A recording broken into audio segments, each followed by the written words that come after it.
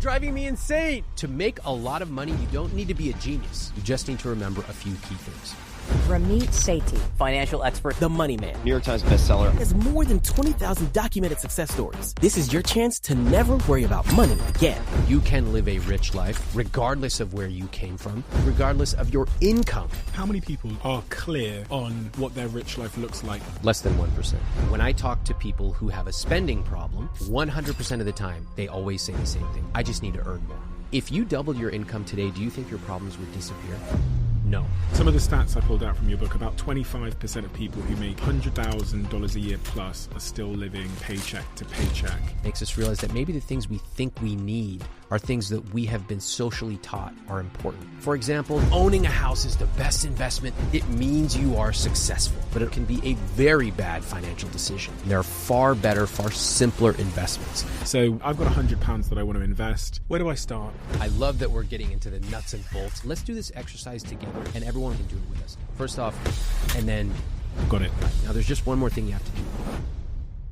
Do you know the math? I would have 736,000 in my account. Yeah. Ramit's 10 money rules. This is where the real wealth is created. Number 1. This episode changed my perspective on money. I'm an investor. I've been investing for the last 6-7 years at different levels. Big companies, small companies, the S&P 500, funds, you name it. But Ramit changed my mind. He changed my mind on money, spending, investing, and he changed my mind on something that I think 95% of you that are listening to this podcast and that are about to listen to this need to have your mind changed on too. That if you have the right philosophy towards money, the right perspective and mindset towards money, then there is a path to living our rich life, to becoming rich, that enough people are not talking about. He debunks the myths of money, the limiting beliefs about money, and he confronts all of the unhelpful advice about money that stands in the way of you becoming rich. There's an app on my phone that I now have installed because of this conversation. And there are 3 big investments that I've now made in my life because of this conversation.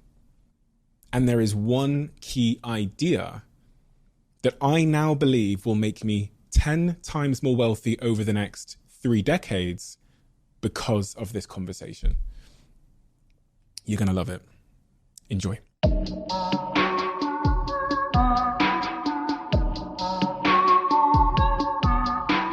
Ramit, someone's just clicked on this podcast on YouTube, on Spotify, on Apple, and they saw the title, they saw the thumbnail, they thought that sounds interesting.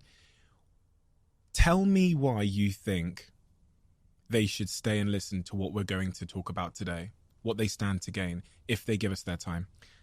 Whenever someone hears someone talking about money, they get rigid.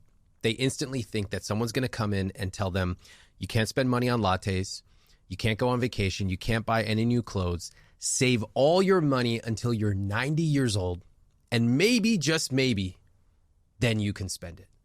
And I don't believe in any of that. I think you should spend extravagantly on the things you love as long as you cut costs mercilessly on the things you don't. I think you should live a rich life today and an even richer life tomorrow. And so when you combine money and psychology, you start to understand that there is more to a rich life than just some number in a spreadsheet. People already know they should be saving more. They know about compound interest. They may not know the intricacies, but they understand if they invest some now, they're going to have more later. So what's stopping them? That's been the central question that I'm fascinated with for the last 20 years. That's why when I studied human behavior and persuasion and psychology, I was obsessed with this question of what are the things we know we should do, but we still don't. You can live a rich life regardless of where you came from. You can live a rich life regardless of your income. Now, of course, having a higher income dramatically helps. But just like fitness, we can all improve where we are. And that's what we get to talk about today.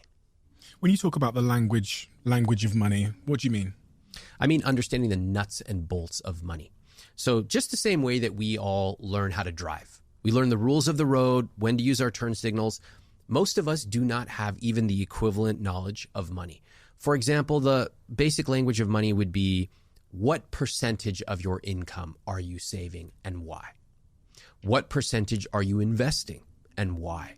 When will you have $100,000 or $500,000 or $1 million? And what will that money get you? Because just having $1 million in the bank is pointless. What does it get you specifically? This is the basic language of money. You've got to know your key 4-6 numbers in your life. Not many, just a few. But once you understand those numbers, it's like understanding the speed limit. Understanding the speed limit means you understand a lot. There's a rule of the road. If you go too fast, what's going to happen? Why do these rules exist? And these rules are similar in money. You can break them. That's okay. But you got to understand the rules first. What are those numbers that I need to know? There's 4 numbers that I really like to track. I track these myself, and these are the numbers I encourage. The first is your fixed costs. Okay. Those would be your rent or your mortgage, your any debt payments, groceries, the money that you are spending every single month that is essentially fixed. And the number I recommend for that is 50 to 60% of your take-home pay. So that would be, if you're spending 50 to 60% of what you make, what you take home on your rent, your groceries, any debt payments, your car, you're in good shape. Okay. The next one is your savings.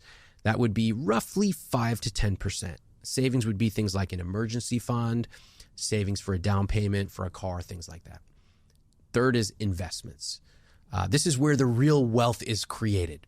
And for this, 5 to 10% of take home is fine. Of course, the more you put in, the more you're going to have. And then the fourth category, the one I love the most, is called guilt-free spending. This is going out for cocktails in New York. It's buying a beautiful shirt. It's treating your friends, whatever you love, yoga, 20 to 35% of your take-home pay. So if you're watching or you're listening to this, just take 15 minutes, back of the napkin, jot down your approximate numbers. You don't even have to get them perfect. And you will be able to benchmark how you are spending compared to those numbers. I'll tell you that those numbers tell me a lot. It's almost, if you just show me those 4 numbers of your spending, I can tell so much. I can tell what you love spending on. I can tell what you don't. I can tell what your priorities are. And I can also tell where you are out of alignment. So I'll give you an example. When I ask people, what is your rich life? One of the common answers they say is, I want to do what I want, when I want. I go, oh God, not this answer again. I hear it every day. I go, wow, that's so interesting. So what do you want? They go, most people have never thought beyond a trite answer. So then the next answer I often get is freedom. I want freedom. I go, great, that sounds good. What is freedom? I want to do what I want, when I want. I look at their numbers and I see a huge payment that they're making to a 30-year mortgage. I see debt payments. I see car payments. And I go, now this is interesting. You want freedom, but you have essentially anchored yourself down to not be able to travel or to pivot or to move. How can those two be? How can you reconcile those two? And that dissonance is actually a fascinating moment. I love when we experience dissonance. We all do. I say that I want to work out more, but I don't work out more. Why? And what you'll discover is people often, they simply have never thought about it. What our rich life is, these generic phrases, freedom, flexibility, it's just words. What I really want somebody to say, I want them to go a lot deeper, is to say, I want to be able to travel for 6 weeks a year. I want to go to London. I want to go to New Delhi. I want to go to Thailand because I want to visit my family. That's a good start. If we get even more specific, they tell me what seat on the airline they're sitting on. They tell me where they're eating. They tell me who they're bringing with them. But to simply say, I want freedom, is so vague that when I look at your numbers, there's often a huge incongruity with how you're spending versus what you claim your rich life is. How many people, from your experience of interviewing people and doing this research, are clear on what their rich life looks like, down to, you know, what you described there, I want to travel for a couple of months a year? And then even further down to which seat I'm going to be in, which class I'm going to be on as I travel. Less than 1%. Less than 1% of people know that. No. Most people literally say, I want to do what I want when I want. That is the extent to which they've thought about a rich life. Why does it matter to be, what did that less than 1% of people that have that planned out have as an advantage or a benefit from that meticulous thought that the other 99% don't have? Because they can craft their rich life that is uniquely theirs, almost like getting a handmade glove. And in fact, the more you craft your rich life, the more bewildering it looks to the outside world. So I'll give you an example from my own life. I love to travel. I spend a lot of money when my wife and we'll travel for months at a time. I love hotels. I love the hospitality. I love the details. I love it all. I don't really care about cars. Not at this phase of my life. It's just not that important to me. So when I talk about my money dials or the things that I love to spend money on, I might spend a crazy amount on a hotel per night just because I love it. But I drive a car that's almost 20 years old. It's just not important to me. And I want that. I want to hear in your life what you spend extravagantly on, but then you cut costs mercilessly on, because I want that duality, which indicates you are intentional about your rich life. What if we're buying things to impress other people and we don't? Because it's hard to, looking in from the outside especially, it's hard to know if someone actually likes Lamborghinis. Yeah. Or if they're buying Lamborghinis because they were beat up when they were 9 years old on the playground and they're trying to overcompensate and make the world. And does it matter why they're buying it? Does it matter? I don't know. First of all, how would we even know? How would they know? Is there a difference, do you think, just in your opinion, on the impact that purchase has on us, whether we're doing it intrinsically or we're doing it extrinsically? Because I reflect on some of the things that I spent money on and I go, that was for someone else. Whereas there's other things I spend money on, which are maybe health related or travel related, like convenience, flying in a nice class on a plane, which I go, no, that's actually adding a lot of benefit to my life. Whereas that mansion I bought out in the countryside when I was 23 or whatever was a terrible decision. It took me away from my friends because it was an hour and a half outside of the city. Yeah. And none of my friends ever came to it. So I was just arriving at midnight after work in this fucking mansion with this tennis court by myself, sleeping for 3 hours and then driving another hour and a half back to the city where all my friends and work were. I go, that was a stupid fucking decision based on extrinsic, external, motivations. It's a great question. And, particularly in America, we love this idea of ownership. We are taught you've got to own. Owning a house is the best investment. It means you are successful. And if you're renting, no one really says this, but what they deep down say is you're a loser. Yeah. Okay. This individualistic strain really runs deep. And it has led a lot of people to make poor financial decisions. First of all, you might be surprised to hear my view is that owning can be a good financial decision, but it also can be a very bad financial decision. In fact, I rent by choice. And living in New York, for example, I lived here for a long time. I knew that if I were to buy, I would be losing thousands of dollars every single month because it actually cost more than twice as much to own than to rent. But can you imagine the type of pressures even I got from people who would come over and say, oh, so do you own this place? The place that I was renting. I said, no, I rent. And there was this visible moment of confusion. They're shaking my hand. They know that I'm the I will teach you to be rich guy, but I rent. How can you be teaching money, but you rent? Isn't renting for losers? And I have to say, because I was rock solid confident in my decision, that pressure did not affect me. But I want to also say that a lot of us buy things based on status. Like the idea that we don't buy things based on what people around us think is nonsense. We buy things based on status. To deny it is absurd. But I do think that for the big purchases in your life, like a house, a car, the big things, you've got to run the numbers. And if you decide, hey, you know what? I want to buy a house, even though it's going to cost me an extra $600,000 in opportunity costs and phantom costs, but I'm going to do it because I like it or it makes me feel good. I say, God bless. But if you simply make decisions based on what other people around you do, then you will discover, like you did, I thought I was going to feel a certain way, and I don't really feel that way. And that, for me, is an opportunity for you to interrogate your own beliefs. And money is like a personal zero-sum game, right? Like, so I can't just spend indefinitely. So buying that ridiculous house out in the countryside takes away from something which might have genuinely brought me closer to happiness, like, I don't know, going away with my family or whatever it might have been. You talked there about buying property. I find that really curious because the popular narrative is, for most people, the minute they get any decent amount of money is to buy your first house. And that's what people do. They take a 10% deposit or a 20% deposit, whatever it might be, and they buy a house. Why is that a poor investment? Why is that a bad thing to do? Because that does kind of sit counter to the popular narrative. Well, we have to remember, first of all, where the popular narrative came from. In America, if you ask people what is the American dream, the answer is inextricably tied up with a single family home with a white picket fence. That's not an accident. That is the result of decades of messaging. Some might call it propaganda.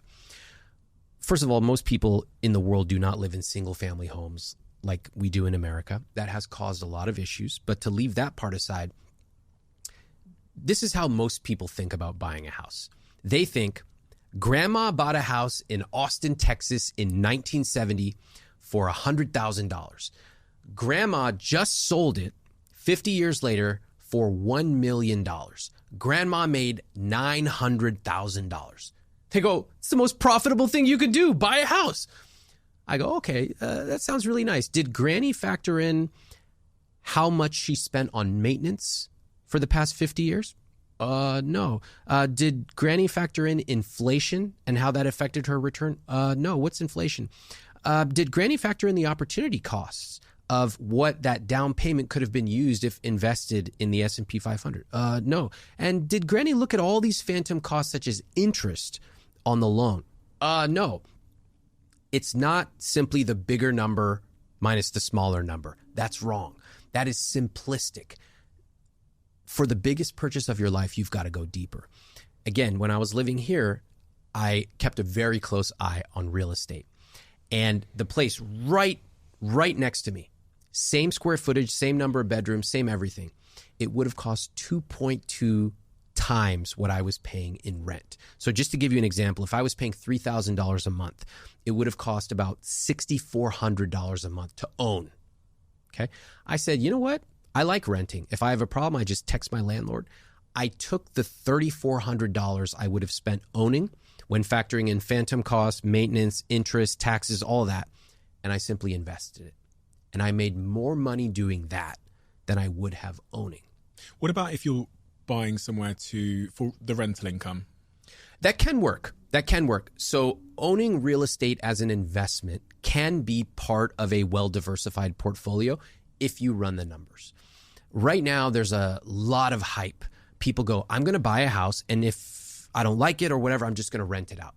Okay, fine. But you've got to remember that if your mortgage is $1,000, that's not just the amount you're paying. There's a lot more. In fact, in my estimations, I add 50% to that price. So $1,500 a month, which would include a roof repair happening 19 years from now. We've got to amortize that out. Labor costs, interest, all that. If you can rent it out and make a profit, fantastic. It cash flows, that's awesome. What you discover is that most people who buy a primary residence, the place they want to live in, they buy it because they want it, and then they tell themselves it's an investment. Buying a house can be an investment, but oftentimes it's not. And there are far better, far simpler investments. Here's my key message. I want to make sure nobody misunderstands me. I've been accused of saying buying a house is bad. No, I never said that. In fact, I will buy a house myself one day. And when I do, it's going to be a terrible financial decision, and I'm going to do it anyway. My key message is, for the biggest purchase of your life, you've got to run the numbers. Sometimes buying can be a good financial decision. Often renting can be a good financial decision. Run the numbers and never feel guilty for renting. As it relates to buying a house, I've always been hesitant because I'm scared really of the point you mentioned about being anchored to a location. So the way that I've kind of justified that away is by saying, well, I'll just Airbnb it when I'm not there, or I'll rent it out if I decide to move to New York or whatever. Mm-hmm. Is there a cost in the opportunity of being less flexible about where you can be, that people don't think about, especially when they're younger? Yes. And they're probably a little bit unencumbered by, life at that point. Yes. Buying a house is one of the most profound financial decisions that will affect your lifestyle ever. You can sell a car, even at a minor loss, but selling a house involves massive transaction costs and labor that most people don't anticipate. One of the reasons that I rent is for lifestyle reasons. Financial, yes, I make more money renting and investing the difference than I would owning, but also lifestyle. I don't know that I'm going to be in the same place for 10 years, which is one of the key things that I would encourage people to decide before they buy. You want to know that you're going to be there for at least 10 years, because then you can spread all those transaction costs, spread them out over 10 years. They become much more affordable. It's kind of like buying an expensive jacket. If you buy it and you wear it once, that's really expensive. If you buy it and wear it over 10 years, it becomes a lot more affordable. Now take that, multiply it by 1,000, and that's a house. Particularly for young people, I don't give a lot of unsolicited advice. I used to do it when I was young, when I just learned about money, and I realized nobody really wants to hear it. They really don't. If somebody comes to me, they come to my blog, my social media, great. Otherwise, I'm not going around telling people you should do this. Once in a while, though, I get a young person asking me, I'm just about to graduate from college. What advice do you have for me? And at that moment, the best piece of advice that I have is move where the action is. And typically that's a big city. So that would be where there's more jobs, where there's simply more people if you're looking for relationships. And there's a lot of tacit knowledge that happens in big cities. Like, oh, have you tried this? Oh, what have you seen that musical? Have you tried this thing, this idea that's going around? So often surrounding yourself geographically can be hugely rewarding to you as you grow. You can't do that if you bought a house because everybody told you that it was going to be the best investment. And if I were to say, show me where you calculated the numbers that it was going to be a great investment, 75+% of people have never created a simple spreadsheet. How does buying a house compare in terms of returns to something like investing in the S&P 500? It's quite poor, actually. Really? Yeah. Over about 100 years, there's great research showing that it has essentially matched inflation. It's been slightly above inflation. People find this mind-boggling. Again, because they think somebody bought a house for $100K and they sold it for $1 million, so it's $900K. But they don't properly factor in inflation, opportunity costs, phantom costs, all that. It's really hard to factor these numbers in, but it's critical because it's the biggest purchase of your life. I'll give you another example of where people don't properly factor it in.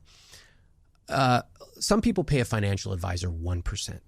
They go 1%. It's not a big deal. I'll pay 1%. What they don't realize is that 1% over the course of their lifetime will take 28% of their returns and hand them over in fees. Think about it. If you make $1 million in investing over the course of your life, $280,000 are going right out of your pocket into that advisor's pocket. Now that's super counterintuitive. 1% turns into 28%. How does it work? You can simply go online and search for investment cost calculator and plug in the numbers, add a 1% fee, and you will see. The point of this is that sometimes money is highly counterintuitive. Really counterintuitive. It's unlike anything else. If you and I go to sushi right now and we get sushi for $20, it'll be fine. If we get it for $100, what do you think? Probably be a little better, right? And Yeah. if we get it for $1,000, the fish will have been flown in from Tokyo this morning and it will be served in an absolutely stunning setting. So in other words, you pay more, you get better results. We're used to that. If I spend more on a sweater, it's probably going to have a different type of fabric. More on a car, it's going to look cooler, have cooler features. Money's not like that. If you spend more, you don't get better returns. You don't get better anything. In fact, if anything, you get worse returns. people find this mind-boggling because it's counterintuitive. But in investing, costs matter. In buying a house, you've got to run the numbers because they are totally counterintuitive. So what is the S&P 500 for anybody that doesn't know? Yeah. And what are the returns that I'm likely to get from investing in the S&P 500? I really want to simplify this for people that are at the very start of their investing journey. Yeah. You know, because, I mean, this is what you spend so much of your time doing, that I just think about my team here. Say at the Diary of a CEO, there's about 30 people. And we started talking about money one day.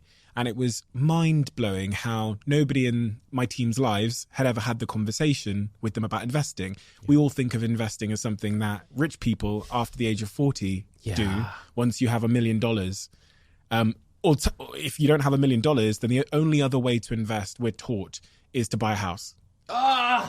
This is driving me insane. It's true though, isn't it? Yes. And that's the central part of my work, is that you can live a rich life, and that rich life can be richer and more vibrant and more personal than you ever imagined. If you want to travel, you can travel for longer than you ever thought. You can travel, for me, at nicer hotels.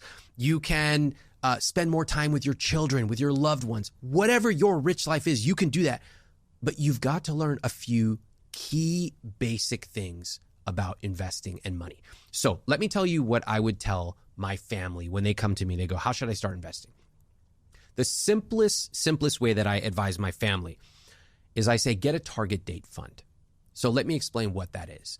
A target date fund is one fund, just one, and you pick it based on the year that you're going to retire. So if you're going to retire in 2050, if you're going to be 65 in 2050, you go and you find that one fund. It's called a Vanguard 2065 fund, or Fidelity 2065, or Schwab 2065. There's lots of brokers. These funds, it's one fund. All you do is put money into it. That's it. The fund, like a pie chart, is automatically diversified. So as you get older, it gets more conservative, because somebody who's 75 years old should be investing differently than someone who's 25. One fund. All you have to do is set your money up to go into it every single month. What is a fund? A fund is a set or a basket of stocks and maybe bonds. So we've all heard of, companies like Microsoft, Google, whatever. A fund owns lots of these, right? And that's important because we've heard diversification, like you should have diversified your investments. Okay, well, how do I do that?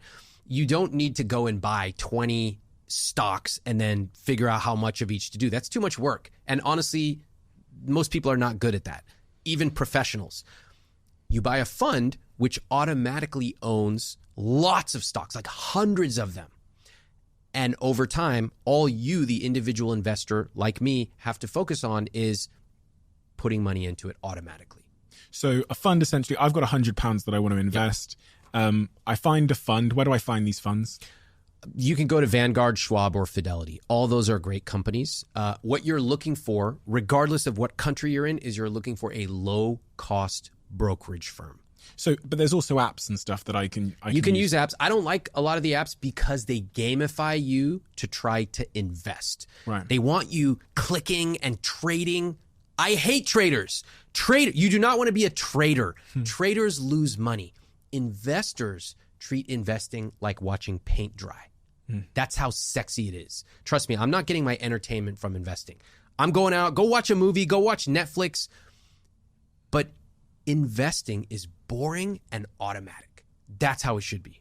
I used a company called Hargreave Lansdown in the UK who have an app when I first started investing.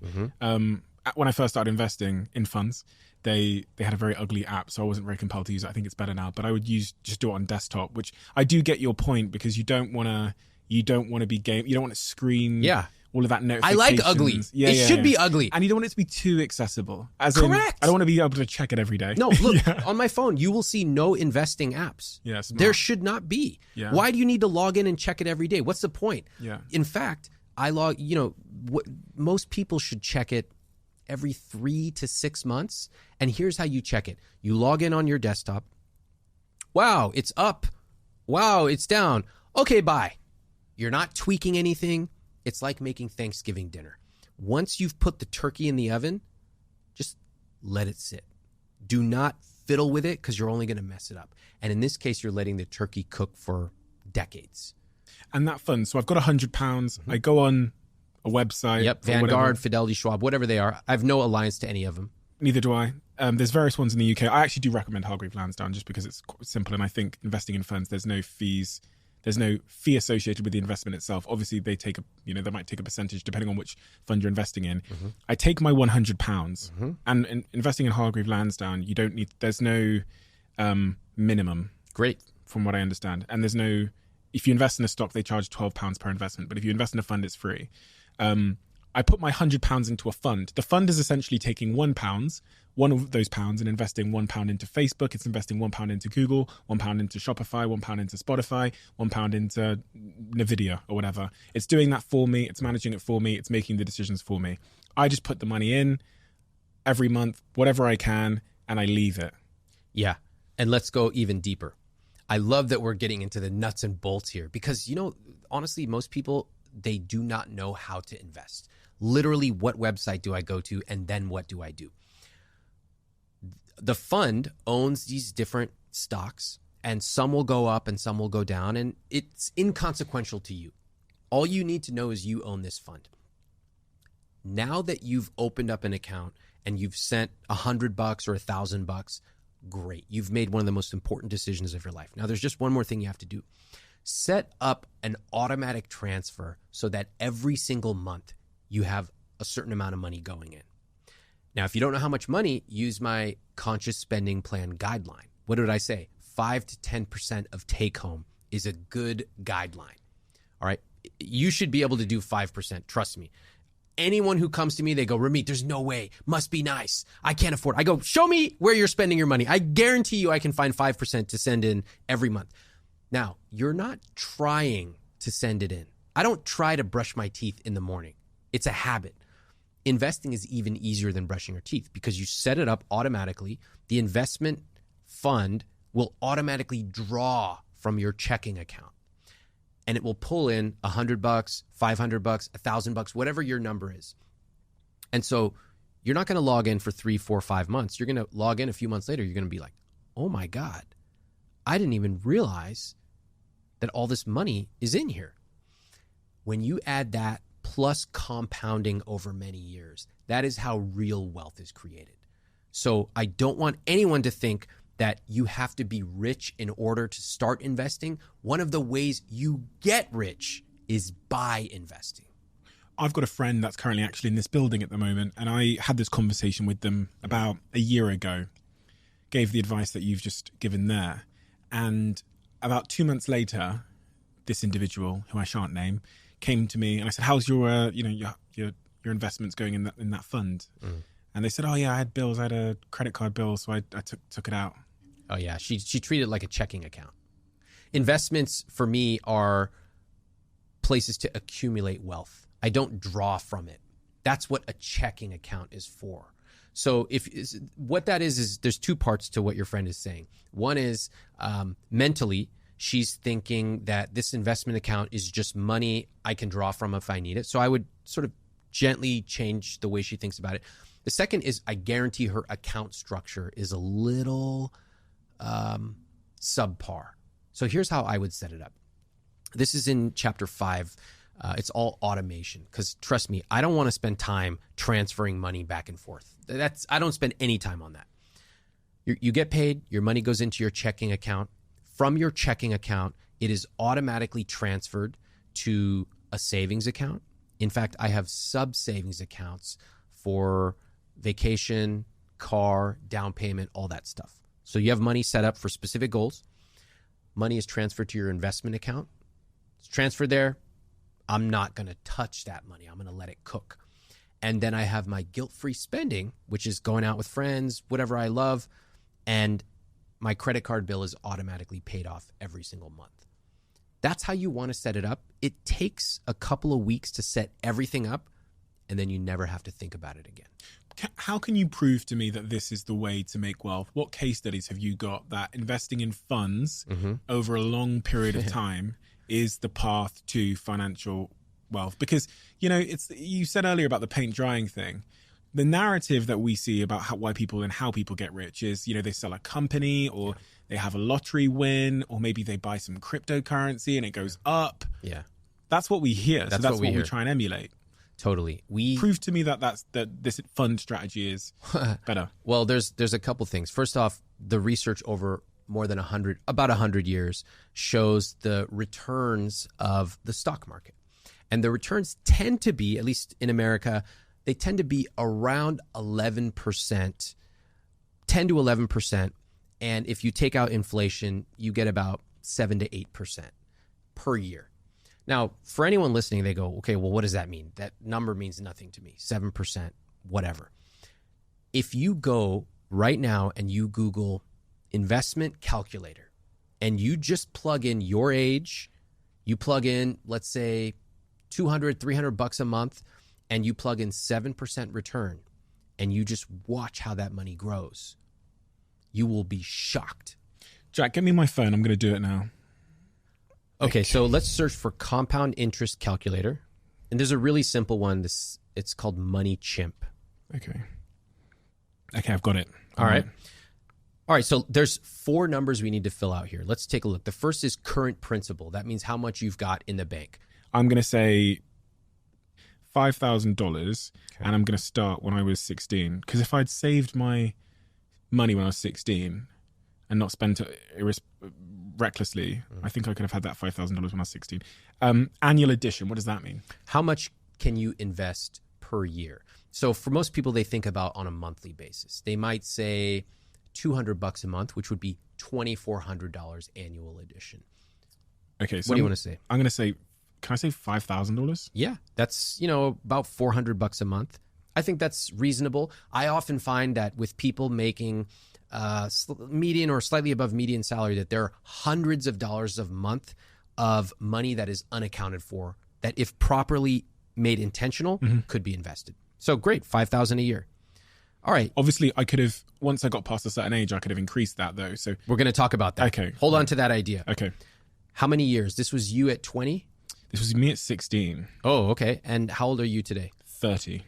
Okay. So 14 years. Let's just do it until today and we'll see what happens. Okay. All right. 14 years. And then it says interest rate. So what should we assume for that? Is that 8%? Yeah, 7 to 8. I do 7 just to be super conservative because I never want to be surprised on the downside. Right. If anything, I'm going to make more.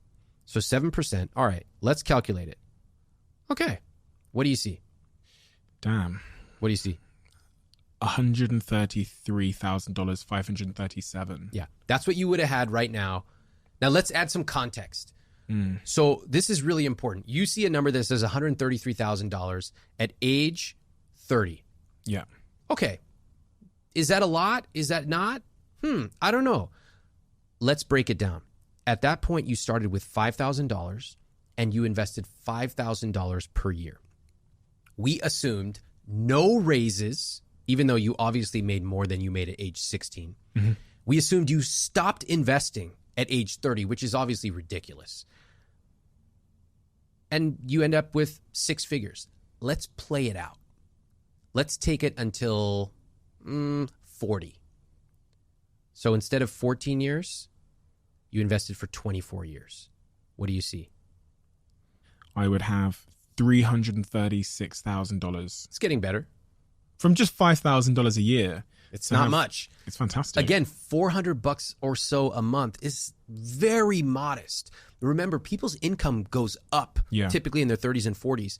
And if you already are investing a little bit automatically, all you have to do is just tweak a number and it will take an extra couple hundred, $300, $400, $500. Let's do one more. Let's go to 34 years just because I want to see what happens. And then we're going to play with the other numbers. Okay. So investing from the age of 16 until I'm 50, I would have $736,000 in my account. Yeah. Now I want to do the full thing. I want to do a more realistic number here. So instead of 50, we're going to go 49 years. That takes you to age 65. Yeah. Okay. And instead of $5,000 per year, your income obviously went up from being 16 years old. So I'm going to pick a number out of thin air, and I'm going to tell you how I picked it. I'm going to say instead of $5,000 a year, it's actually going to be $30,000 per year. Let me tell you why I picked that. In your early years, you don't have as much money, but you were still investing a little bit, which shows that you're dedicated. As your income goes up, you're going to start proportionally continuing to invest. So at a certain point, your income will be really high, and that will bring that average up. That's why I switched it to $30,000 per year. I actually think this is quite modest, but I'm going to go ahead and do it. So here we have someone starting investing at $5,000. They invest $30,000 per year. Okay. They grow it for 49 years at 7%. Do you know the math? No, tell me. $12,303,000. So that's me starting with 5K, gradually ratcheting it up until I'm investing 30K a year per average across those 49 years. Yes, which is a flaw in this because it's so simple. Yeah. That money invested, you're not actually going to invest that much early on. You'll invest more later. Yeah. So you'll maybe have a marginal amount less, but we're talking 10 versus 12 million. That's a lot of money. And then if I got 8% instead of the 7%, I'd have 17.4 million. Yeah, but don't mess with that. Because this that's is what people part. do. They go, well, if I got 13%, I'm going to invest in this PE fund. I go, don't do that. You're going to lose all your money. Just stop. Yeah. 7% is safe. It's conservative. That's why I am here. That's why I want to encourage people. You don't need to juice your returns. I hope you do get 8%, but I don't want you to count on that. I want you to count on safe, stable returns. And what matters for you is the time you started early and the amount. You have a considerable amount to invest. What about the richest people in the world? You know, we think of the Warren Buffetts of the world or the Charlie Mungers of the world who ended up becoming the richest investors on planet Earth. Yeah. What was their strategy? I'll tell you. Let's talk about Warren Buffett. There's a friend of mine, Morgan Housel. He wrote this amazing article. I love that book. Yeah, The Psychology of Money. He wrote this amazing article about Warren Buffett. If you look at Warren Buffett's returns, he started investing at a very young age, and the money compounded. Again, it's like putting the turkey in the oven and letting it sit there, not just for an hour, but many hours. In his case, 60 plus years. He has made over 99% of his wealth happened over the age of 60. Okay? Think about that. It's all because he started investing so far ago. And what is mind-boggling is that you don't need a fancy strategy. You don't need to be picking individual stocks. You don't even need to be a genius. To make a lot of money, you do not have to be the smartest person in the room. You just need to remember a few key things. Start as early as possible. Okay? And if you're not 16 years old, if you're 30, 40, even 45, okay, start now. Second, invest aggressively every single month. That's critical. Third, keep your costs low. 1% in fees is going to take 28% of your returns. 2% is going to take over 55% of your returns. Keep your costs low. If you do those things, you will have more money than you ever imagined. What are the attributes of someone that's probably going to be poor in 30 years in terms of their relationship and their behavior with their money? Easy. They don't invest. They feel overwhelmed and anxious about money, and they talk about it all the time, but they've never read a single book about money. And there's these deeper attributes they have. Only rich people invest. They think that. Yeah. And that's why I'm here. I want everyday people to know, just like me. I started off, my parents immigrated from India. I had no special investment knowledge, but I had two parents who were educated and encouraged me and said, learn this stuff. Here, we'll do it together. And that was a gift. Everyday people can build tremendous wealth, which in and of itself is impressive, but it's even more impressive when that wealth is used to live a rich life of adventure and spontaneity and generosity. Some of the stats I pulled out from your book, about 25% of people who make $100,000 a year plus are still living paycheck to paycheck. According to a recent survey of millionaires done by the US Trust, 83% of the wealthy say their largest investment gains have come from small wins over time Yeah. rather than taking big risks. Yes, this is counter to everything we see on TV, because on TV, it's really boring. What are you going to look at my Vanguard account? Oh, wow, compounding 7% per year. It went down 8% last year and it went up 9% this year. So boring. So we see these cool stories of business owners, and we're both business owners. It is cool. But a tremendous amount of my own wealth will come from low cost, long-term methodical investing.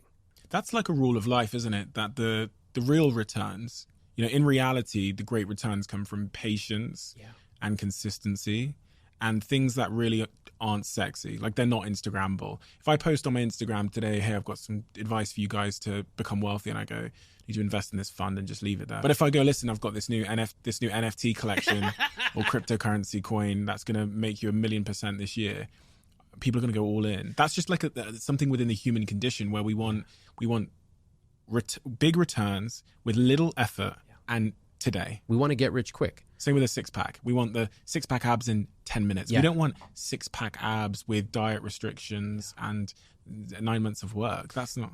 And that is why I have a lot of compassion for helping people unlearn some of the messages about money, because we all have them. We all have the equivalent of, I want six-pack abs. But we also have something in life that we've spent time to get really good at. And we know that the secret is basically consistency. If I go ask someone who's an amazing cook, hey, I want to cook like you, how do I do it? What are they going to give me? Use cinnamon? No, they're going to say, get in the kitchen and cook every single day for 5 years, and you're going to learn about when to use salt and when to cook it for longer. Fitness, you want to ask someone who looks really good or feels really good about their body? They're going to give you some secret workout? No, they're going to say, I show up when I feel good. I show up when I don't. I show up. Let's think about the people that might be listening now. So there's going to be someone that is they're a bus driver, or they are a social media manager. They are a cleaner. They're a teacher. They are a personal trainer. Mm-hmm. If your job was to make that person a millionaire in 20 years from now, whatever age they are right now, and you were their financial advisor. Yeah. And in fact, you were controlling all of their personal, professional decisions. Uh-huh. Talk me through what you would do with that individual at a very detailed level. I would do a few things. Number one, that the most important things I would do would be set up automatic investing and be aggressive about it. Two, they have to increase their income. Okay, I'm going to be that person. I'm going to embody that person I've just described. So increase my income. I'm a personal trainer. Perfect. Okay, so what shall I do? All right. You're a personal trainer. So first off, I would say, how much are you charging? How are you finding your clients? We talk about that. And let's say you're charging $100 an hour and you have clients, they say, how long do they stay on average? That's exactly what I'm 2 charging. months. Perfect. Great. They stay longer than 2 months. I'm very good. How long do they stay? 3 months. 3 months. Wow. Okay. You're very good. All right. So your average client is worth few $1,000s. Yeah. Great. So you're making, let's say, $60,000, $70,000 a year. All right. The first thing, after I understand all this information, I would say, all right, we're going to double your income. How are we going to do that? The first answer everyone gives is, I got to find more clients. Okay, you should. You should ask your clients, hey, I've got a few slots available. Who would you recommend? So you should get more clients. Second, you're going to listen to your clients and you're going to say, what else are you looking for? I know you've got your fitness journey you're going on. They're going to tell you, I've got a 10-year reunion. I want to plan for that. Another person's going to say, gosh, I know I should be eating healthier, but it's really hard for me. So you're thinking about it. Here's what you do. You package up meal planning services. You can either do their macros for them and charge them a little bit extra. Let's say an extra $200 a week or $200 a month. You can also partner with a food delivery service and you coordinate with that company to feed over their macros and it gets delivered to them and you take a small cut. Right there, you've added thousands and thousands of dollars per year per client, as long as they stick with you. In addition to that, you can do group sessions. So you go, hey, I'm going to do a weekend session. I'd like for you to invite your friends. Invite them for free. And of course, of the people who come, let's say you get 15, 20 people to come. You do a free little session on Saturday. You go, I'm a trainer. I work in Soho. I have 3 open slots. That's how you're finding new clients now. So you're doing 2 things. You're finding new clients. You're increasing your average lifetime value per client. Okay. That's 2 things. Now let's do one last thing. Let's increase the duration that they stick with you. They're sticking with you for 3 months. Give them a special offer to stay with you for 6 months. So when they sign up, they work out with you for a month. You say, look, it's $100 right now. If you stick with me for a 6-month plan, I will give you my sessions at $95 per plan. You'll save X 5%. 1, 2, 3. You've increased. And if we did the math, you may have doubled your revenue. You certainly boosted your profit in a huge way. A lot of that's about making sure you're getting a better return per hour you spend at work, but also making sure all of those hours are full, but then doubling down and making sure each hour, because that's your currency when you're a personal trainer, you're trading in your time. I need to make the most from every hour I spend. I've thought about something recently as I've been writing my new book, The Diary of a CEO, which I've written these 33 laws for building and becoming great, essentially. It goes across marketing and business and whatever. And one of the chapters that I investigate is this idea of making sure your skills are on the right market.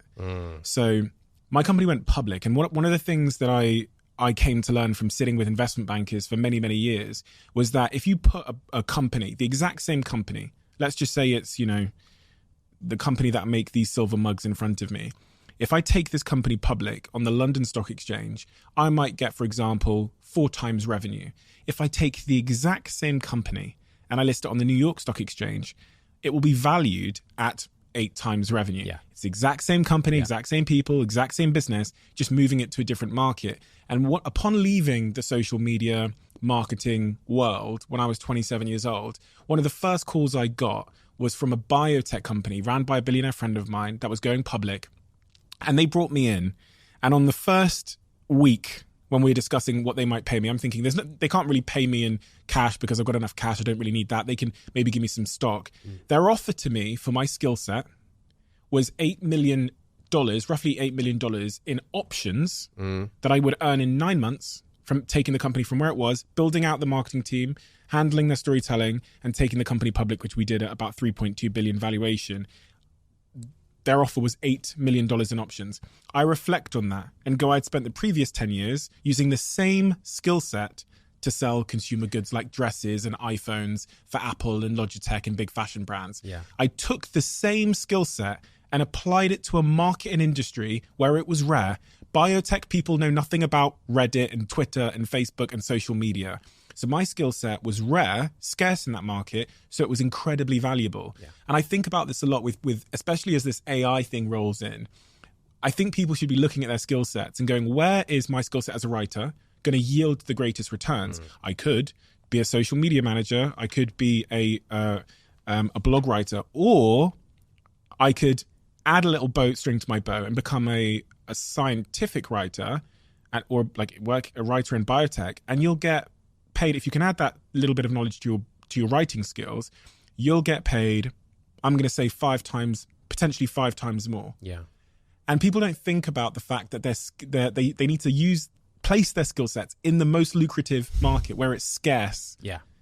And just throwing that out there because it's really front of mind for me at the moment. Like, it's personal training, like personal training, you could be at a gym and you'll lose 75% of your income to the gym, or you can do it virtually. You can specialize on just preparing people in the beginning of the year. It's like your best year. And every January, that is your focus. It can be celebrity clients. It can be uptown mid-career executives. That's a very lucrative. You choose, but you choose carefully. I agree. That's a bit of an advanced concept. I think most people, they start off, they go, just how do I make more money? I'm a trainer, I have free hours, but once you kind of master that and you go, like, for example, there's a trainer I know here who charges $175 an hour. That's very good. After you get that and you fill up your entire calendar, you go, okay, I'm making $305,000 a year. I want to make more. How do I do it? Now you need to get creative. You move to different markets. You add in packaged things that scale when you sleep. You have video courses, et cetera. There's so many different ways. But I think everyone would do well to listen to what you're saying, which is think about how to move up market or potentially to a totally different market. Where your skill set is really scarce. Yeah. And that's the problem a lot of people have. Their skill set might be too abundant in the industry. Like social media managers. Social media managers is one thing, but that's a slightly different skill set because there's a wealth of knowledge there that is unique to that. Knowing the algorithms, knowing the platforms, there's a real creative element to it. But I think about my friend Anthony. He was a graphic designer, the greatest graphic designer I ever knew in Manchester. But he was designing nightclub flyers, and he's talked about this publicly before. For every nightclub flyer he designed, he got $50, the equivalent, $50 to $100, right? I had a conversation with him a couple of years ago about this, and I said, you're really specifically good at like luxury design. He's got that really like beautiful, chic, simple, but elegant design style. I always go to him whenever I need design work like that. So I said to him, move to Dubai and go there and help design luxury brands. Yeah. And this guy did it. So he went from Manchester, where he was doing nightclub flyers, to moving to Dubai. And without revealing his financial position, what I can say is the same hour per piece of work is now yielding him tens and tens more in returns. Instead of getting $500, he's getting $50,000 for a project. And it's just moving his skill set, the same thing, designing on the same software, to a different industry which will appreciate and pay him more for the same skill. The lesson I take away from that, beyond his willingness to actually make a change, which is amazing, is that most of us do not think in terms of discontinuous jumps. We think, okay, I have $100 a month. What if I had $120 a month? Well, 20% is quite good. That's amazing. But what if I had $500 a month or 5,000? That's a discontinuous jump. And to get those kind of numbers, something big has to change. In business, moving markets, developing a new skill, partnering, all those things. But it's different. In investing, it's primarily time. And that's where we're not attuned to it. We go, well, I only have like a couple $100 a month to invest. That's nothing. It's only going to turn into a few thousand. You go, no, you're not thinking about time, because the human mind is not made for compounding. So plug it into a calculator and you will be blown away. Same thing, buying a house. You're only thinking of how expensive your rent is, which granted, rents are very expensive, but you're not actually factoring in how much time and money it costs to pay taxes and maintenance and interest on your loan. You've got to get smart about running the numbers. And when you start to sit back, when you learn the basic language of money and you understand how you feel about money, whether it be I like status or I like luxury or I don't really care about XYZ, when you understand your own feelings, suddenly you can almost look at the chessboard dispassionately. You sit back, you go, okay, I see what's going on here. I even see how I am a player on the game of life when it comes to money. And then you start to say the most powerful question of all, what if? What if I earned more? What if I spent less? What if I decided I actually love traveling 2 months a year or buying a house because I can decorate it the way I want? What if? And then you can start to make moves that line up with your rich life. Someone comes to you and they say, what about crypto? I get that question a lot. Oh, God. What about crypto? Should I be investing in that? My friends told me about this new coin, and I'm thinking of putting a couple of £1,000 into it. I get this all the time. God. Should I invest in that coin that my friend told me about? So I get this question a lot. I got it a lot a few years ago. Yeah. Let me tell you what happened. People read the book. They know that I'm a fan of low cost, long-term investing. And then all these crypto nuts grow up and, well, they grow up to be, 19 years old. And they go, oh, Ramit Sethi, such an old guy, such a Luddite. He doesn't understand investing. This is the new future. Fiat is dead. I go, I have a couple of questions for you. Number one, what does the rest of your portfolio look like? They go, portfolio, I put it all in on crypto. I go, oh, God, okay. Second, do you think that it's normal to get 4,000% return per year when over about 100 years, the stock market has returned approximately 7% per year? They go, yeah, that's because fiat is dead, you idiot. We're going to the moon. I go, you're going bankrupt. And many of them did lose a tremendous amount of money. My view on crypto is, if you have a well-diversified portfolio, and you want to have a little bit of fun with 1, 2, even 5% of your portfolio, go ahead. And that could be crypto. It could be an individual stock. It could be investing in your friend's bar in Brooklyn. It could be whatever you want. But you got to limit your risk. And what you find is that the type of people who tended to be attracted to crypto tended to be extremely risk-seeking. And in fact, they saw diversification and risk management as boring for old people. This game is a marathon. You want to live a rich life. You want to be living it for 60, 70 years. I'm not trying to get 10,000% returns and then blow out. And that's what happened to many of them. I mean, part of the problem here is that when we do get our 10,000 returns, 10,000% return moment. Yeah. We think it's going to be 10 million% if we just But wait. we also go tell everybody. Oh, of course. You never hear anyone saying, let me tell you something. Thank you for saying that. I went on Twitter because, I mess around with these crypto guys a lot on Twitter. I have a great time doing it. I go, hey, where'd all the crypto bros go? Everyone seems to have disappeared in 2023. Where'd you guys go? And there's just like crickets, where in 2020, they were really coming out, guns blazing. I said, if you have lost a lot of money from crypto, send me an email. I want to share your story. I'll keep you anonymous. I have a lot of people who follow me on social media. I got less than 3 responses. We love to share our successes. We love it. We do it with crypto. We do it with buying a house and selling it for a profit. We do it with business. We do it with all that stuff. But you almost never hear anyone saying, oh my gosh, I bought this. I sold it for 1/5 the price. Oh, and by the way, because of the transaction fees associated, I actually lost like 80% of my money, or 85% of my money. You never hear that. It's deeply shameful for people to admit that they lost money. It's the opposite of status, isn't it? Yeah. And we're not wired to seek the opposite of status. Exactly. We're not wired to voluntarily bring ourselves down in the tribe. Exactly. We are safety seeking. We are status seeking. And so this is what happens with money. That's why I talk about prenups and why I talk about investing and mistakes and all of the above, is that I want to shine a light and show people, if you are only seeing the top of the iceberg, all the successes, of course you feel like you're behind. Of course you feel like everyone knows something you don't. But it's complex. Some people make good decisions. Some make poor decisions. We got to look at them all, and then we will understand what's right for us. So my position on crypto is I believe in the underlying technology of the blockchain. And I've been a big Ethereum holder for a very, very long time. But it does represent less than 5% of my portfolio, although I am a very big holder in Ethereum. And I've held it for so long that although I'm at a point of profit right now, I'm well aware that I could go into a huge, into the red. Yeah. Irrespective of that, it is inconsequential to any decisions or my financial portfolio at large.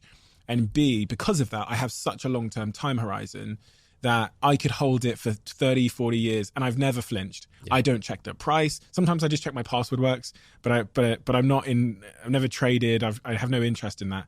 Ramit's 10 money rules. I just want to go through these 10 money rules because you mentioned prenups there and I was quite curious that number 10 in these rules is marrying the right person. But let's start at number 1. Always have 1 year of emergency funds. Yeah. So for me, 1 year of emergency fund is conservative. It's more conservative than most. Lets me sleep at night, and I just keep the cash in a savings account. It's not under my pillow. Cash does not mean it's sitting under my bed. Please don't try to rob me. It's cash in a savings account, totally liquid, and that's what it's for. Emergencies. Rule number 2. Save 10%, invest 20% of gross annual income. Yeah. This is all about the numbers that I shared and being more aggressive with them. I know that paying myself first now turns into way more later, so I invest aggressively. Rule 3, pay cash for large expenses like engagement rings or big holidays or weddings. Yeah. This one is controversial because for the things that are important to me, I don't want price to be the number one concern. So I'd rather save up for it. When I was in my 20s, before I ever met my wife, I knew one day I would get married. And because I'm Indian, I knew we would have a big wedding. And I wanted it to be amazing. So I started putting money aside every single month automatically. I do the same thing for trips, house, etc. Rule 4, never question spending money on books, appetizers, health, or donating to a friend's charity fundraiser. Yeah. So the books and the appetizers are a little weird. I have something called Ramit's book buying rule, which means if you ever see a book that you're even remotely interested in, just buy it. Don't ask a question. Don't equivocate. Just get it. Because if you can learn one thing from that book, it can transform your life. Appetizers, when I was a kid, we couldn't afford to eat appetizers. So we would eat out every 6 to 8 weeks. If we had a coupon, we'd usually go to a pizza place. Getting appetizers was inconceivable. So now when I eat out, to be able to see 1 or even 2 appetizers that look good, I go, yeah, I'll take them both. It feels incredibly rich. And this is just an example of how our childhood sticks with us. It feels awesome to be able to do that. Rule number 5, business class flights on flights over 4 hours long. Yes. Again, my money rules, not for anyone else. When I was in my early 20s, I would get on a flight and I would actually in my head scoff as I was walking from the front of the plane to the back. I'd be like, why would anyone spend 4 times the money paying for a first class ticket? It makes no sense. We're all getting to the same place. Ha ha ha. I wish instead of disparaging that, I would have gotten curious. And I wish I would have said, wow, if somebody can afford to get those seats, why would they? I wonder what they're spending money on. Aren't we all getting to the same place? And if I had gone from disparagement to curiosity, from D to C, I would have understood that some people have their office paying for it. Some people do it for health because they want to get there. They want their back to feel good. They maybe need to go to a meeting. And some people just have enough money that they can do what they want. And when I started to become more curious about money, that opened up my eyes to be able to spend on certain things and spend extravagantly, but also to realize, wow, maybe I try this certain type of food once. Cool. I don't need to do it again. So for me, my money rule, so that I don't have to decide every time I take a flight, boom, this is my guideline. It's done. It's written. Never have to think about it again. Rule 6, buy the best and keep it as long as possible. Yes, I love this. I think we all intuitively have this idea of quality over quantity. But if you look in somebody's closet or you look at the things in their house, there may be some incongruity. So, for example, my car is 17 years old. It's a good car. For me, it was a fine car. I don't care. It rides fine. It's a 4-door Honda Accord. I told you, very sensible, long-term, great. Buy the best, keep it for a long time. It's the same with clothes. Those things matter to me. I like that. And so I'll buy something that might seem very expensive, but I'll keep it for a long time. Good for the environment as well. Yeah. Rule 7, no limit on spending on health or education. Yeah, this one is important. I learned when I was in my 20s and I started training and learning from personal trainers and nutritionists that I really loved it. And I also realized that I needed help. I needed great teachers. And so eventually I just realized I'm going to give myself unlimited spending on this. Same for education. So I'm a teacher. I teach different programs. Of course, I'm a student as well. I want to learn from great teachers, from taking accounting classes here at Columbia to buying every conceivable book and digital program there is. I've given myself the freedom to do that. And all that came from, I had many scholarships that paid my way through college. And one of the scholarships set up an account for me at the Stanford bookstore. So when I walked in there, I could get literally any book I wanted. It was like Willy Wonka and the Chocolate Factory. Mm-hmm. For a guy like me to have unlimited books, it was like unbelievable. And when I graduated from college, I realized that would be going away. And then I remember having this conversation with myself and saying, how much would it really cost to recapture that feeling of being able to get anything I wanted? See a book on the bookshelf, I'll get it. And the answer is really not that much. So over time, that then expanded to health and education. Health I find really compelling because it's clearly the most important foundation of all of this. It's clearly the most lucrative investment any of us could make, because everything we've described, the rich life, doesn't exist without that foundation. Yeah. So it's all good investing in your Vanguard, but it doesn't matter at all if you're going to die. Yeah. If you ask people what's important to you, they'll often give you the same answers. They'll say relationships, health, maybe travel. Career, maybe? Yeah. I go, okay, let's take a look at your spending. Show me where you spend on those things. It gets really quiet really fast. Now, it's one thing to spend time on relationships, and we should, but we can also spend money to enrich those things. It might be surprising your niece at a showing of Michael Jackson, or it might be surprising your family by going home and visiting them. There are lots of ways you can use money to enrich those experiences. Same for health. It could be what you buy at the grocery store. It could be training or a gym membership. It could be whatever it is that's meaningful for you. But if we claim something's important to us, it sure better show up in our time and our spending. Rule number 8, earn enough to work only with people you respect and like. I love this one. I decided long ago that I only want to work with people that I like and respect. And so I earn enough money so that I can do that. And to me, who you surround yourself with matters profoundly. Ideas seep into your consciousness. Values seep in.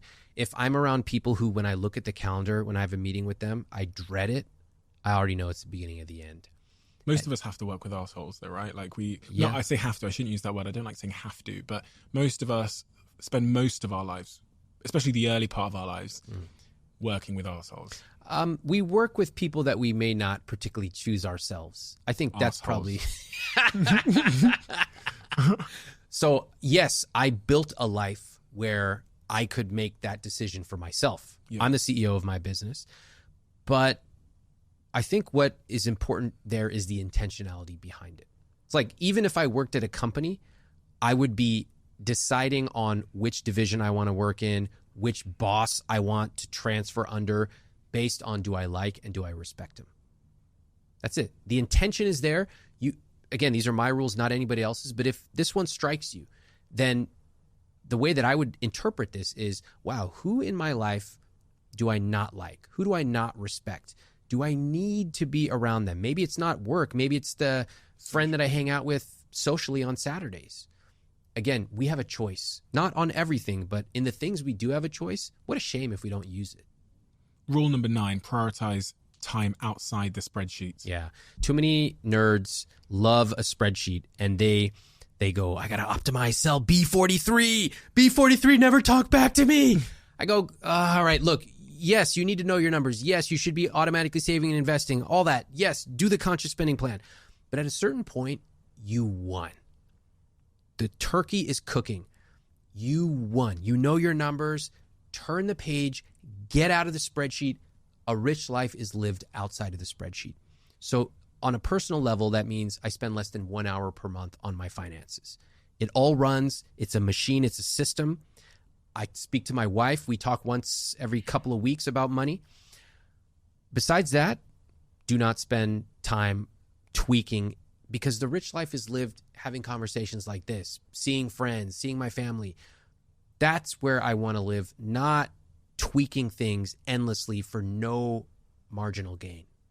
Number 10, you mentioned your wife there. Marry the right person. Yeah, maybe the most important one of all. Marriage is the most consequential financial and relational decision we ever make. And people, they're a little weirded out by this rule. They go, what does this have to do with money? I go, what do you mean?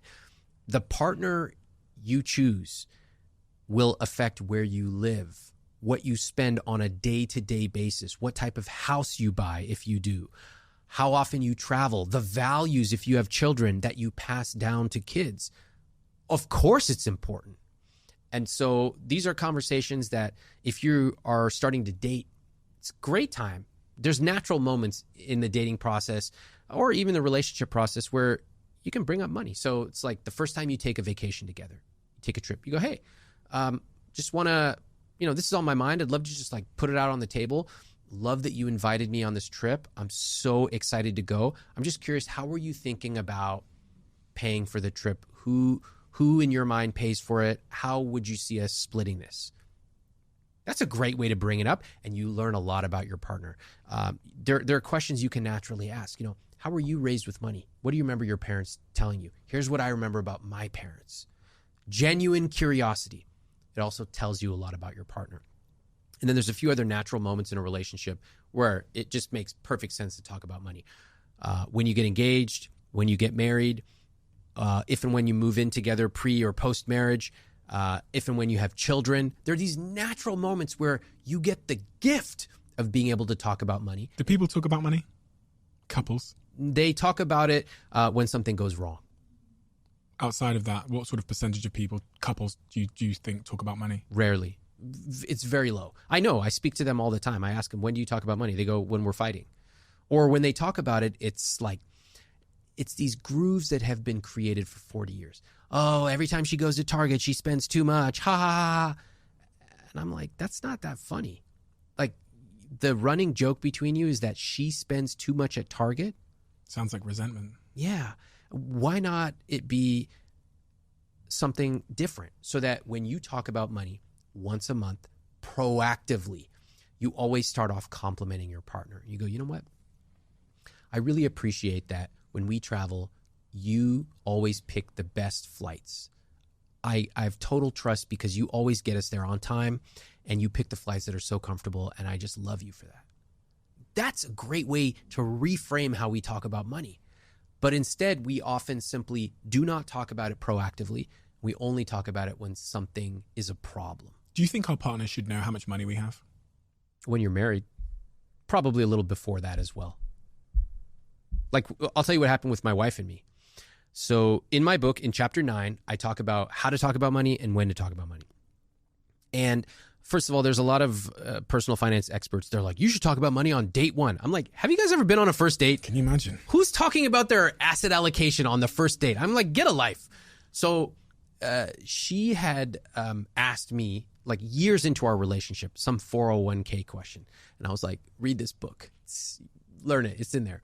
So I knew all about her money. We had talked about her finances. And then as we started getting more serious, one day she came to me and she said, I don't feel comfortable because you know everything about my finances and I don't know anything about yours. And that was a sobering moment because I realized I had violated my own rules in chapter 9 of talking about money early and proactively. Why didn't you feel comfortable? She didn't feel comfortable because she felt like I knew everything. And she didn't know anything about me. Being in the dark about your partner and their finances is very uncomfortable. We were planning to get married. So what does that mean? Does he have debt? Does he not? Does he have this much money or not?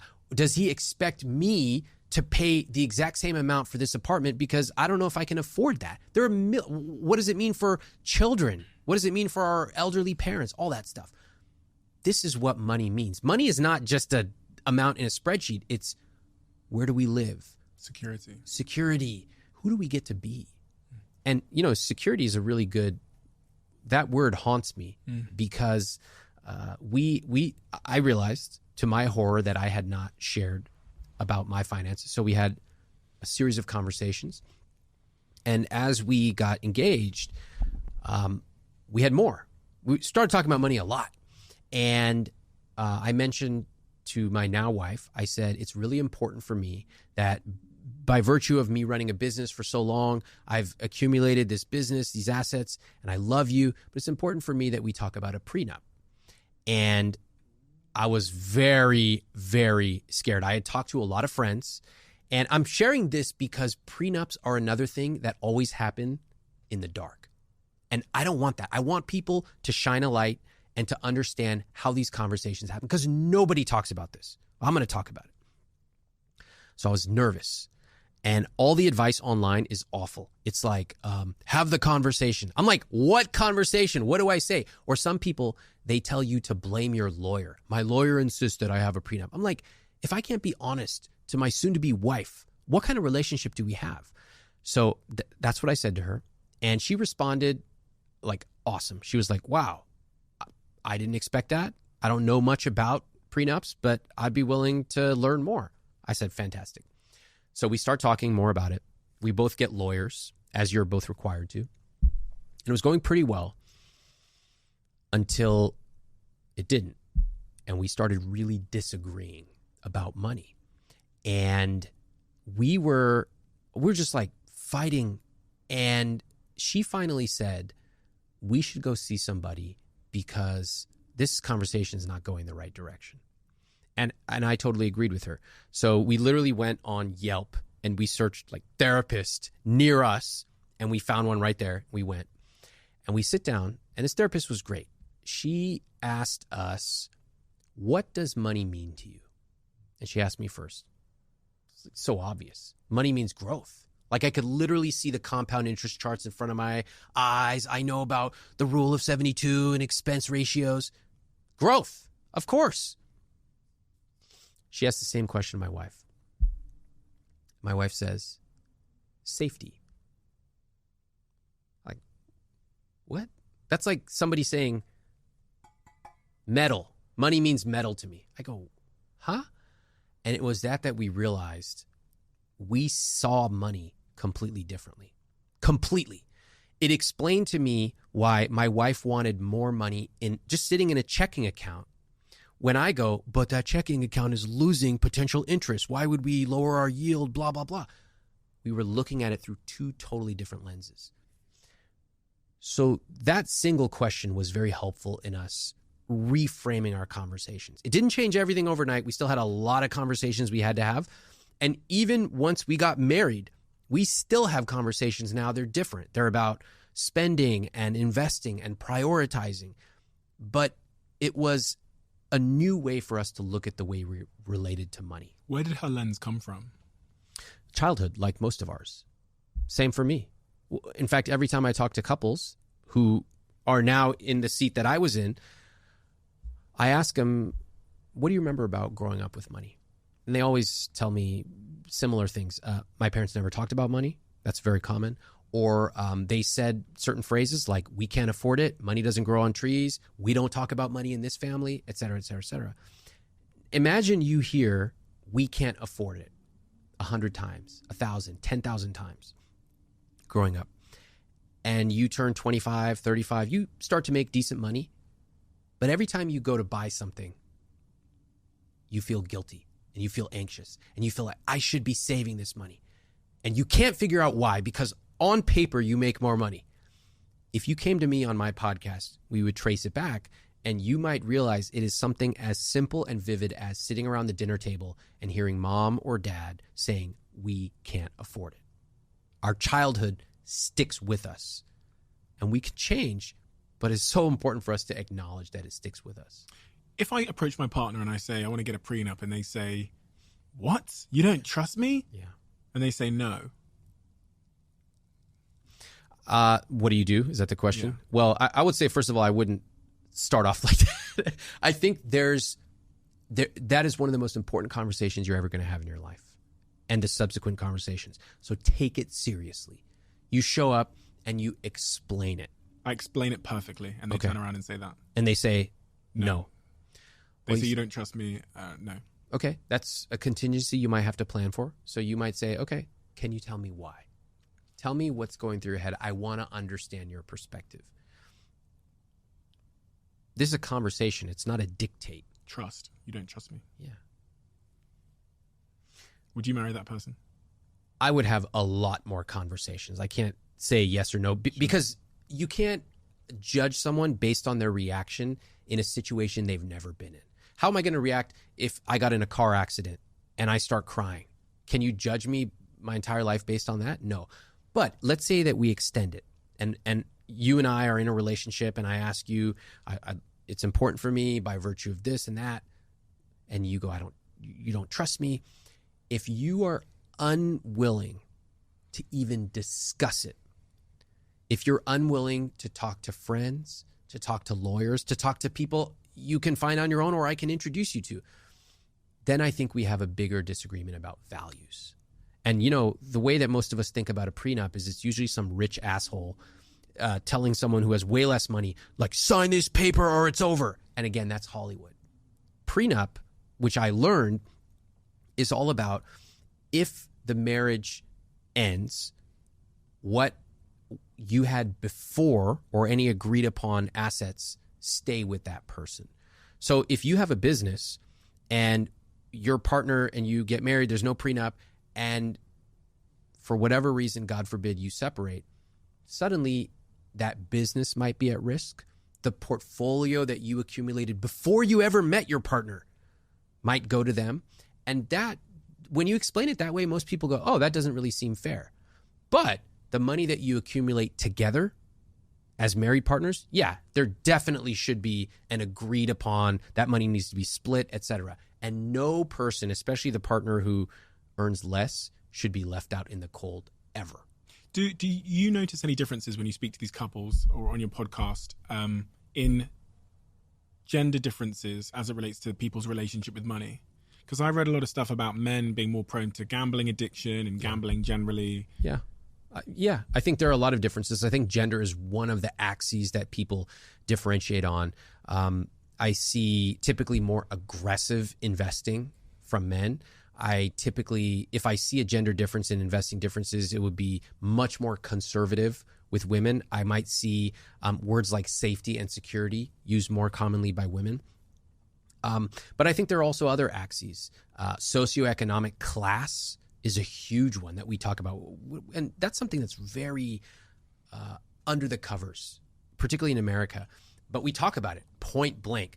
If somebody tells me I've been poor before and I can be poor again, doesn't bother me. I can tell you how they were raised. I can tell you probably to some geographic area, in fact.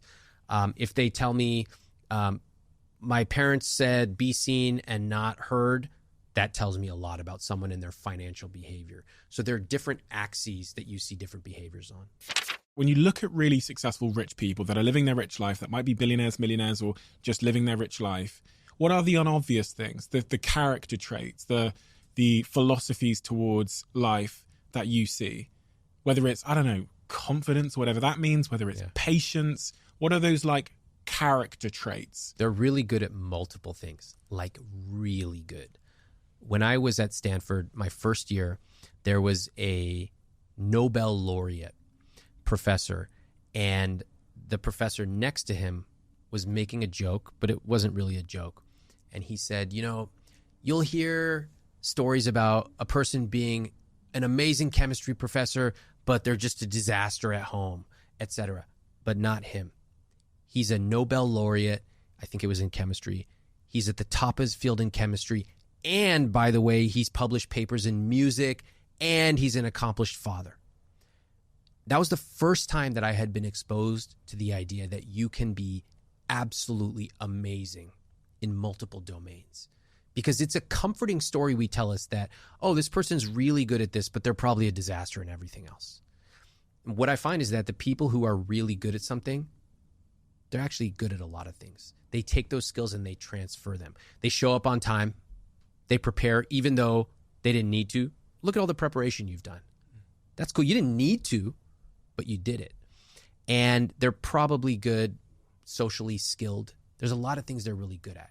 So for me, that is inspirational because it means that I have a lot I can work on.